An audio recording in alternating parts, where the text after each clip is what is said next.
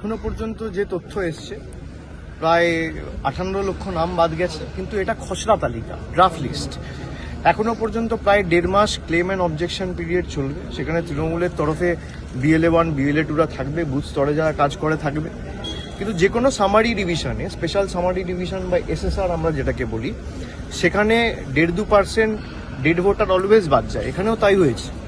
বাকি ফাইনাল লিস্টে claim and objection পিরিয়ডে কার নাম উঠবে কার নাম বাদ যাবে সে তো যখন ফাইনাল তালিকা 14ই ফেব্রুয়ারি বেরোবে তখন বোঝা যাবে।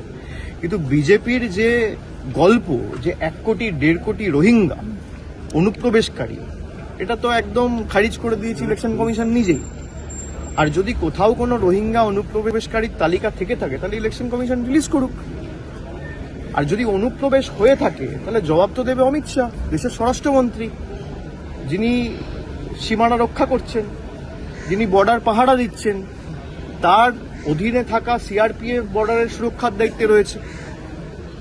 আর আমরা বাংলার কথা ছেড়ে দিলাম, আজকে পেহেলগামে যে ঘটনাটা ঘটলো সেখানে তো তৃণমূল সরকার ক্ষমতায় নেই। মমতা ব্যানার্জি তো জম্মু কাশ্মীরের মুখ্যমন্ত্রী নয়, জম্মু কাশ্মীরের পুলিশ তো মমতা বন্দ্যোপাধ্যায়ের অধীনে নয়। তাহলে সেখানে এই সন্ত্রাসের ঘটনাগুলো একের পর এক কি করে ঘটছে? দেশের রাজধানী দিল্লিতে বিহারের ফল ঘোষণা হওয়ার 2 দিন আগে, বিহারের নির্বাচনের 1 দিন আগে, খুব সম্ভবত 11 তারিখ, ব্লাস্টে একের পর এক লোক মারা গেল। এ কার গাফিলতির কারণে হয়েছে? এর দায় কার? স্বরাষ্ট্রমন্ত্রী তো জবাব দেওয়া উচিত। কোনো BLO-কে ট্রেন করা হয়নি যে অ্যাপ আমি ইউজ করব কিভাবে, অ্যাপে ডেটা রেজিস্টার করব কি করে, অ্যাপে আমি ভোটার লিস্ট আপলোড করব কি করে।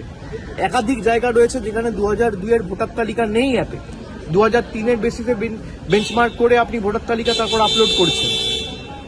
তো এই দায় তো ইলেকশন কমিশনের, এটা ইলেকশন কমিশন এড়িয়ে যেতে পারে না। আর বাংলাকে যেভাবে ডিফেম করা হয়েছে, আমি মনে করি চিফ ইলেকশন কমিশনার থেকে শুরু করে, ইলেকশন কমিশনার থেকে শুরু করে, দেশের স্বরাষ্ট্রমন্ত্রী থেকে শুরু করে, বিজেপির যে সমস্ত নেতারা বাংলাকে ছোট করেছে দেশের সামনে, তাদের কান ধরে ক্যামেরার সামনে আজকে এসে যে এই অনুপ্রবেশের তথ্য আজকে ইলেকশন কমিশন খারিজ করে দিয়েছে, তাদের ক্ষমা চাওয়া উচিত।